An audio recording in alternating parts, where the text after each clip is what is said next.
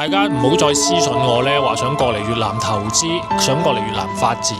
越南而家呢已經係唔適合大家過嚟投資一個地方，因為呢度嘅資源有限，全個中國10幾億人都當越南係橋頭堡。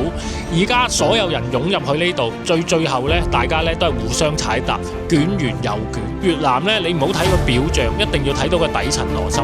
我哋中國人呢做出海做生意，最錯一件事係乜嘢呢？佢攞晒完全中國人嘅思維去睇呢件事。我哋中國人最叻咩啊？一出到去先睇價格先咯。哇！我俾你平，打死你啦！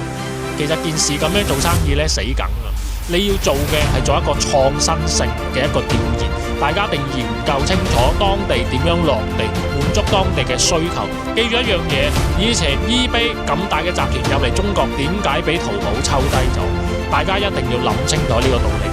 因為當地好多法治啦、政府啦，同埋你嘅經營成本、隱形成本，你冇辦法計到呢條數㗎。